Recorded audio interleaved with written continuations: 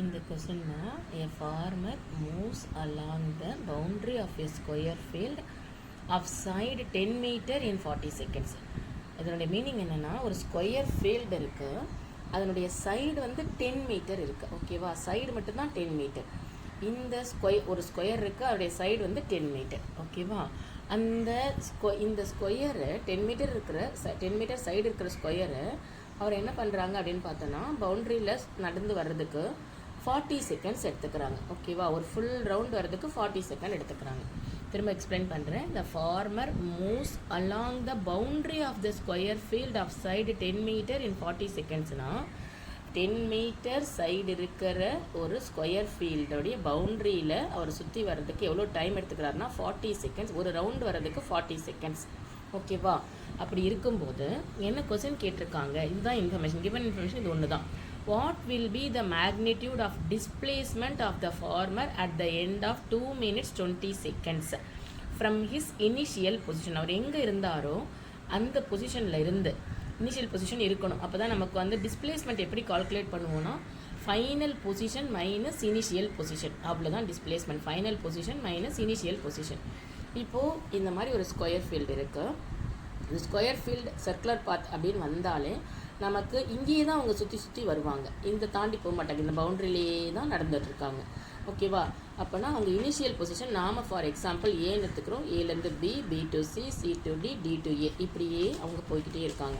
So இவ்வளோ ஒரு round வர்றதுக்கு ஏலேருந்து B, B to C, C to D, D to A போகிறதுக்கு 40 செகண்ட்ஸ். 2 minutes 20 secondsல எங்கே இருப்பாங்க அப்படின்னு கேட்டிருக்காங்க. ஸோ அதை நம்ம இந்த சம் எப்படி போடுவோம் அப்படின்னு பார்த்தோன்னா, முதல்ல நம்பர் ஆஃப் ரவுண்ட்ஸ் கால்குலேட் பண்ணால் தான் அவங்க அந்த ரவுண்ட் முடிஞ்சு எங்கே இருக்காங்க அப்படின்னு நமக்கு தெரியும். நம்பர் ஆஃப் ரவுண்ட்ஸ் கால்குலேட் பண்ணணும். ஸ்கொயர் பார்த்தா இருந்தாலும் சர்க்குலர் பார்த்தா இருந்தாலும் முதல்ல நம்ம என்ன பண்ணணும், நம்பர் ஆஃப் ரவுண்ட்ஸை தான் கால்குலேட் பண்ணணும். இந்த நம்பர் ஆஃப் ரவுண்டை எப்படி கால்குலேட் பண்ணுவோன்னா, டைம் டேக்கன் ஃபார் ஒரு ரவுண்டை முதல்ல எழுதிக்கணும். ஒரு ரவுண்டுக்கான டைம் எவ்வளோ, 40 செகண்ட்ஸ்னு கொஸ்டினில் கொடுத்துருக்காங்க. டோட்டலாக எவ்வளோ டைம் அவங்க இந்த ஃபீல்டில் நடந்திருக்காங்க அப்படின்னு பார்த்தோன்னா, total time 2 minutes 20 seconds. So இப்போ 2 minutes 20 செகண்டை நம்ம ஃபுல்லாகவே செகண்ட்ஸில் மாற்றிக்கணும்.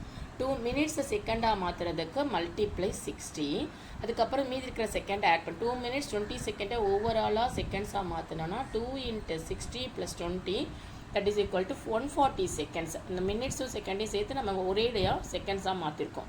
ஸோ ஒரு ரவுண்டு வரதுக்கு 40 செகண்ட்ஸ். அவங்க எவ்வளோ ரவுண்ட் வந்துருக்கு, எவ்வளோ டைம் நம்பர் ஆஃப் ரவுண்டை கால்குலேட் பண்ணுவோம். 140 செகண்ட்ஸில் எவ்வளோ வந்திருக்கான்னு கால்குலேட் பண்ணுறதுக்கு டோட்டல் டைமை ஒரு ரவுண்டுக்கான டைமால் டிவைட் பண்ணால் எத்தனை ரவுண்டுன்னு கிடச்சிரும். ஓகேவா? டோட்டல் டைம் எவ்வளோ, 140. ஒரு ரவுண்டுக்கான டைமை 40. இதை டிவைட் பண்ணால் நமக்கு 3.5 ரவுண்டுன்னு கிடச்சிரும். So 3.5 round. இப்போ ஒரு ரவுண்டுக்கு 40, அடுத்த ரவுண்டுக்கு 40, அடுத்த ரவுண்டுக்கு 40, 120, அப்புறம் 0.5 ரவுண்ட் வந்திருக்காங்க. அப்போனா டிஸ்டன்ஸ் கேட்டால் 3.5 × 40 போட்டுக்கணும். டிஸ்பிளேஸ்மெண்ட் கேட்டால் எங்கே இருப்பாங்கன்னு பார்த்தோன்னா, ஒரு ரவுண்ட் முடிஞ்சு இங்கே தான் இருப்பாங்க, இனிஷியல் பொசிஷனில் தான் இருப்பாங்க. ரெண்டாவது ரவுண்ட் முடிஞ்சு இனிஷியல் பொசிஷனில் தான் இருப்பாங்க. மூணாவது ரவுண்ட் முடிஞ்சு இனிஷியல் பொசிஷனில் தான் இருப்பாங்க. இப்போ 3 ரவுண்டு ஃபினிஷ் பண்ணுற வரைக்குமே 0 தான் நமக்கு டிஸ்பிளேஸ்மெண்ட்டு. அப்போது ஆஃப் ரவுண்டு, அந்த கடைசியாக இருக்கிற ஆஃப் ரவுண்டு இருப்பாலும் அந்த ஆஃப் ரவுண்டு எங்கே இருக்குன்னா இந்த சி கிட்ட இருப்பாங்க. இது குவார்ட்டர், இது ஆஃப். அப்போது நமக்கு டிஸ்பிளேஸ்மெண்ட்னா ஒரு ஸ்ட்ரெயிட் லைன் தான் போடணும். A to C ஸ்ட்ரெயிட் லைனுக்கான ஆன்சர் இதுதான் டிஸ்பிளேஸ்மெண்ட். இந்த 3 ரவுண்டு, அரை ரவுண்டுனாலே ஏசி தான். ஓகேவா? இங்கே ஏபி பிசி.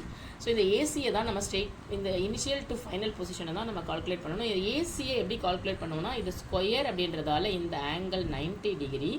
அப்போனா இது ஹைப்போட்டெனியஸ் ஆகிடும். அப்போ சைடு 1 ஸ்கொயர் + சைடு 2 ஸ்கொயரை ஆட் பண்ணி ஸ்கொயர் ரூட் எடுத்தால் நமக்கு ஏசி கிடைக்கும். அதாவது AB² + BC² = AC². அப்போது AC = square root of AB² + BC². Square root of AB² + BC. இந்த ஸ்டெப்ஸ் எழுதணும்னு கிடையாது.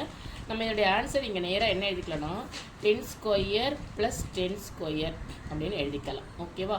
ஆஃப் ரவுண்டுக்கான டிஸ்பிளேஸ்மெண்ட் எவ்வளோ அப்படின்னு பார்த்தா ஸ்கொயர் ரூட் ஆஃப் இந்த 10² + இந்த 10².